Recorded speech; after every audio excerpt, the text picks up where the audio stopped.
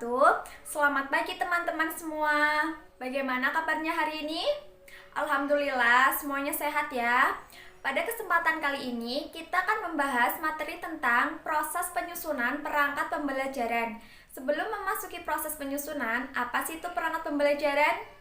Ya betul, perangkat pembelajaran merupakan alat atau perlengkapan untuk melaksanakan proses yang memungkinkan pendidik dan peserta didik dalam melaksanakan pembelajaran.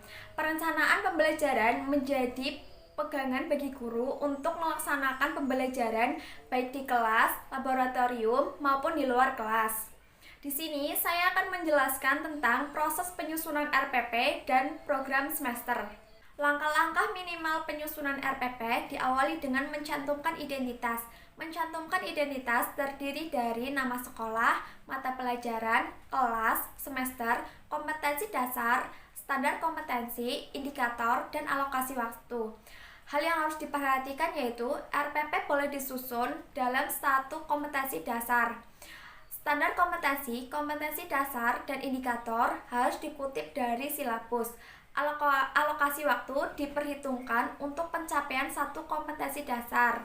Langkah yang kedua yaitu merumuskan tujuan pembelajaran, output atau hasil langsung dari satu paket kegiatan pembelajaran. Contohnya dalam pembelajaran mendapatkan informasi tentang sistem peredaran darah pada manusia.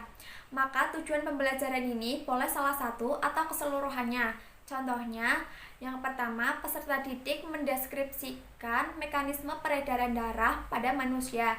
Yang kedua, peserta didik dapat menyebutkan bagian-bagian jantung. Bila pembelajaran dilakukan lebih dari satu kali, maka ada baiknya tujuan pembelajaran dibedakan pada setiap pertemuan, sehingga setiap pertemuan dapat memberikan hasil. Langkah yang ketiga yaitu merumuskan materi pembelajaran.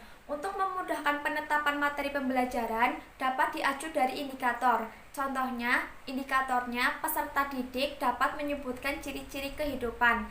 Maka materi pembelajarannya yaitu ciri-ciri kehidupan meliputi bergerak, bernafas, ekskresi, bereproduksi, iritabilitas, dan regulasi. Langkah yang keempat yaitu menentukan metode pembelajaran.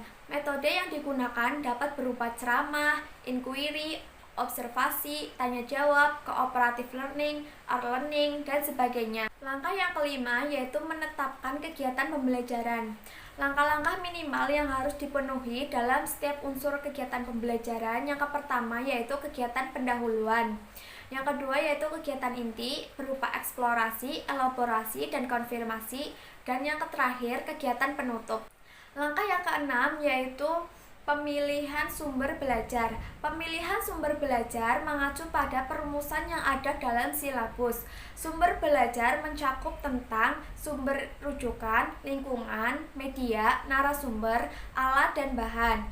Misalnya, sumber belajar dalam silabus dituliskan buku referensi, maka dalam RPP dicantumkan bahan ajar yang sebenarnya. Langkah yang terakhir yaitu menentukan penilaian.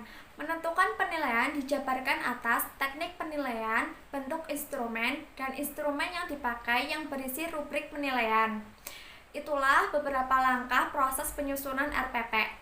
Kemudian di sini saya akan menjelaskan tentang proses penyusunan program tahunan.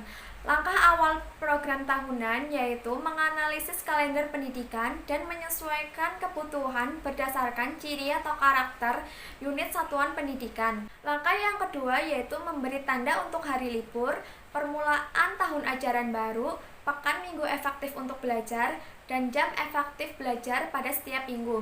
Libur yang perlu ditandai yaitu libur akhir tahun ajaran, libur keagamaan, libur hari besar nasional, dan libur hari khusus. Langkah yang ketiga yaitu memperhatikan minggu efektif guna menyusun alokasi waktu di setiap kompetensi dasar. Langkah yang terakhir yaitu menetapkan alokasi waktu yang diperlukan untuk setiap mata pelajaran, kompetensi dasar, dan pokok bahasanya di pekan efektif.